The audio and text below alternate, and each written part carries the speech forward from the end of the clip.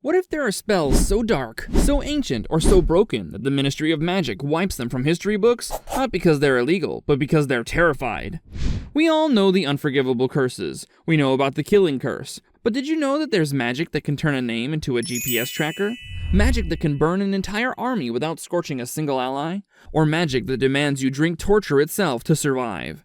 Well, I found 18 spells and magical phenomena that defy the laws of nature. First, we're going to look at the apex sorcery, the magic that separates the gods from the mortals. This is the stuff Dumbledore and Grindelwald use. In the first category of forbidden power, we have Dumbledore's Firestorm. We see this in the Half-Blood Prince, deep inside the Crystal Cave. Imagine the scene. Dumbledore is weak, poisoned, and barely standing. An army of inferi, reanimated corpses, erupts from the black water like a nightmare. A normal wizard might cast a shield charm. A great wizard might apparate away. But Dumbledore, he answers with an opera of flame. He summons a lasso of fire that surrounds him and Harry, spinning with such intensity that it vaporizes the undead on contact. What makes this god tier is the precision. The fire is wild, chaotic, and hot enough to dry out the damp cave air instantly, yet it never burns Harry. Dumbledore conducts it like a symphony. And remember, the cave was designed by Voldemort specifically to dampen magic. The fact that Dumbledore could summon a localized sun inside a magically hostile environment proves he was a force of nature. But if Dumbledore's fire protects, Grindelwald's Protego Diabolica judges. In The Crimes of Grindelwald, we see a spell that redefines defensive magic. Grindelwald casts a circle of blue fire. It looks beautiful, almost hypnotic, but this isn't normal fire. This is sentient flame. The spell scans the soul of anyone who steps through it. If you're loyal to Grindelwald, the fire is harmless, cool as mist. But if you hold even a shred of betrayal in your heart, you're instantly incinerated.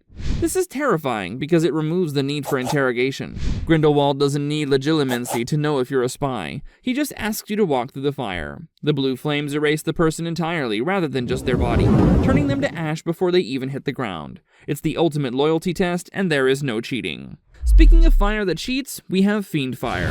If Dumbledore's fire is a trained soldier, Fiend Fire is a rabid beast. This is cursed fire that takes the shape of living monsters, dragons, chimeras, serpents. Once cast, it seeks to consume everything. It's one of the only substances in the world capable of destroying a Horcrux. Think about that. Voldemort's soul fragments are immune to almost everything. Basilisk venom, killing curses, but friendly fire eats them for breakfast. The danger, however, is that it's nearly impossible to control. When Crabbe casts it in the Room of Requirement, he burns himself. The fire has a will of its own. It's not a tool, it's an entity. Using it is like throwing a grenade into a small room and hoping you can catch the shrapnel. Now, that's just the elemental power. Let's move to the second category, the Rule Breakers. These are spells Voldemort used to bypass the limitations of wizard kind. First up is Voldemort's unsupported flight, often mistaken for a unique form of apparition. In the wizarding world, it's a known fact. Wizards need brooms, carpets, or beasts to fly. You can't just fly. It's physics. But Voldemort, he looked at the laws of physics and laughed. In the Battle of the Seven Potters, we see him flying through the air like smoke. This terrified the Order of the Phoenix because it shouldn't be possible. Rowling confirmed he learned this through deep, dark experimentation. He essentially hacked the magical operating system. By the time of the Cursed Child, he had taught this to Delphi, and Snape implies in the books that he might have taught it to Snape as well. It's the ultimate sign that Voldemort has transcended humanity. He doesn't walk, he descends. But how does he find you to begin with? The Taboo Curse. This is Voldemort's version of a surveillance state. He placed a jinx on his own name. If anyone says Voldemort, the protective enhancements around them shatter, and a squad of snatchers apparates to their location.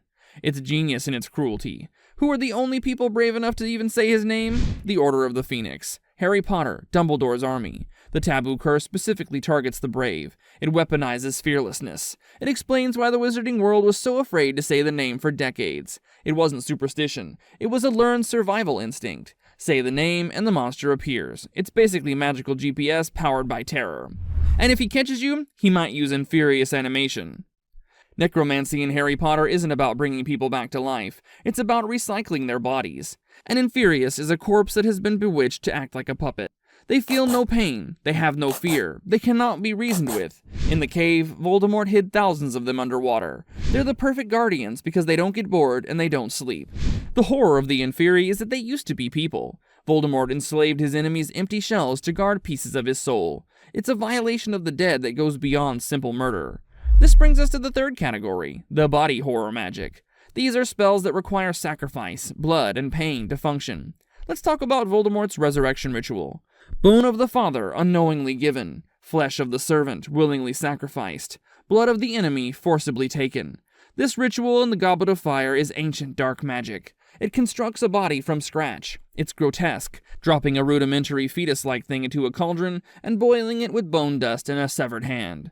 But the key detail here is the blood. By taking Harry's blood, Voldemort thought he was bypassing Lily's protection. He could finally touch Harry. But in reality, he played himself. He tethered Harry to life. As long as Voldemort lived, Harry's blood lived in him, acting as a lifeline. This ritual didn't just resurrect Voldemort, it ensured his eventual defeat.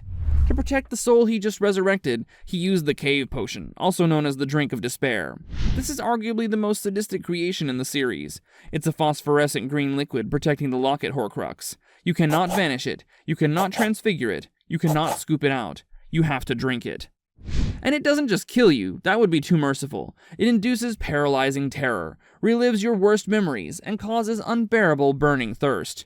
Watch Dumbledore, the greatest wizard of the age, reduced to a sobbing, begging child after drinking it. He begs for death. He screams that it's all his fault. The potion breaks the mind before it breaks the body, and the cruelty is the finish.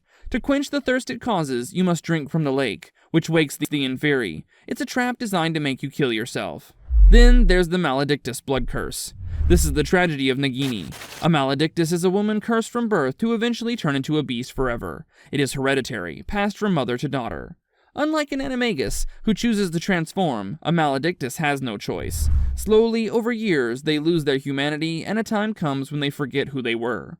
Nagini wasn't just a pet snake. She was a woman trapped inside a monster, enslaved by a dark lord who likely knew exactly what she was. Now, let's look at the magic of binding. Spells that connect two people forever, for better or for worse. We have the Unbreakable Vow. This is the ultimate contract. Two wizards clasp hands, and a bonder binds them with flame. If you break the vow, you die. It's simple, binary, and lethal. Snape makes one with Narcissa Malfoy to protect Draco. Imagine the pressure. It's not, I'll try my best. It's, I will do this or I will drop dead. It overrides all their loyalties. Similarly, we have the Blood Pact. This was the bind between Dumbledore and Grindelwald. They swore never to fight each other, but unlike the vow, which kills you if you disobey, the pact physically prevents you from disobeying. When Dumbledore even thinks about fighting Grindelwald, the Silver Vial tries to strangle him. It's a physical manifestation of a promise. It explains why Dumbledore didn't move against Grindelwald for decades. He literally couldn't. And then the most powerful bond of all, the Love Shield, aka Sacrificial Protection. This is the magic that saved Harry. It's not a spell you cast with a wand. It's triggered by a specific choice. The choice to die for someone else when you could have lived. Voldemort gave Lily a choice. Step aside, you silly girl. She refused. Her death sealed Harry with a protection so pure that Voldemort's touch burned Quirrell to ash. It rebounded the killing curse. It's the only magic Voldemort never understood, and the only magic that consistently beat him. And when two wands that are brothers fight, we get Priori Incantatem. This isn't a spell. It's a glitch in the Matrix. Harry and Voldemort's wands shared cores from the same phoenix, Fox. They cannot kill each other. When forced to duel, the wands lock together in a golden beam. The winner forces the loser's wand to regurgitate its last spells in reverse order. For Harry, this meant seeing the shadows of his parents. It's a haunting echo of the past, proof that magic leaves a footprint. Finally, we have the inventions, the spells created by Severus Snape. They're efficient, brutal, and silent. Sectum Sempra, for enemies. That's what Snape wrote in his book. This spell acts like an invisible sword. One slash of the wand and the victim's chest is carved open. Blood sprays everywhere. It is dark magic. The wounds cannot be healed by normal means. George Weasley lost an ear to this curse, and it never grew back. Snape invented this as a student. Think about the mind of a teenager designing a spell specifically to bleed his bullies dry. On the quieter side, he invented Langlock. It glues the tongue to the roof of the mouth. It sounds funny. Harry uses it on Peeves, but in a duel, it's devastating. Almost all spells require incantations. If you can't speak, you can't fight. It's a silencer, rendering an opponent helpless without shedding a drop of blood. And lastly, the ultimate invasion, Legilimency. The ability to navigate the mind. Snape, Voldemort, and Queenie are masters. It's not just reading thoughts, though. It's invading one's very memories, feeling emotions, and planting false visions. Voldemort used this to torture Harry from miles away, planting the image of Sirius in danger. It's the spell that proves nowhere is safe, not even your own head. Looking at this list, you realize that most dangerous spells aren't just the ones that kill. Avada Kedavra is quick. It's a mercy compared to the others. But if you think these 18 spells are broken, wait till you see the subject of this other video. Click on this video to see what it would look like if we created the strongest dragon in How to Train Your Dragon history. Go ahead, click it.